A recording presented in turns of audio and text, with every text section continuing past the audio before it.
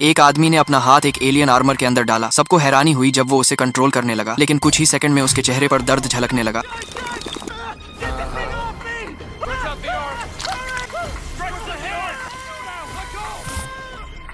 उसके दोस्तों ने घबराकर उसे जबरदस्ती बाहर खींच लिया। आर्मर पर कुछ खरोंचे रह गई थीं, लेकिन जैसे ही वो पानी से टच हुआ, सारी खरोंचे पल भर में मिट गईं। सबकी आंखें फटी की फटी रह गईं। उन्हें समझ आ गया कि ये चीज इंसानों के लिए बहुत खतरनाक है, इसीलिए उन्होंने सोचा इसे सरकार को सौंप दिया जाए। लेकिन रास्ते में अचानक उन पर मिलिट्री ने हमला कर दिया। जब उन्होंने सब कुछ समझाने की कोशिश की तो उन्हें गद्दार समझ लिया गया। एक सिपाही ने तो उसे बुरी तरह पीट दिया। गुस्से में उस आदमी ने आर्मर को छिपा दिया। वो अपनी गर्लफ्रेंड से मिलने गया, लेकिन वहाँ उसने देखा कि वो किसी और लड़के के साथ है। गुस्से में उसने उस लड़के को पीटना शुरू कर दिया। तभी उसकी गर्लफ्रेंड चिल्लाई कि वो लड़का इंसान नहीं, एलियन है। ये सुनकर वो और भड़क गया और अपनी गर्लफ्रेंड को सबक सिखाने निकला। एलियन ये सब देखकर तिलमिला उठा। उसने तुरंत सबको जमीन पर पटक दिया। इसके बाद वो आदमी और भी पागलपन की हद तक चला गया। उसने इंसानों में एलियंस के खिलाफ नफरत फैलाई और सबको उकसाया कि एलियन के स्पेसक्राफ्ट को तबाह कर दो।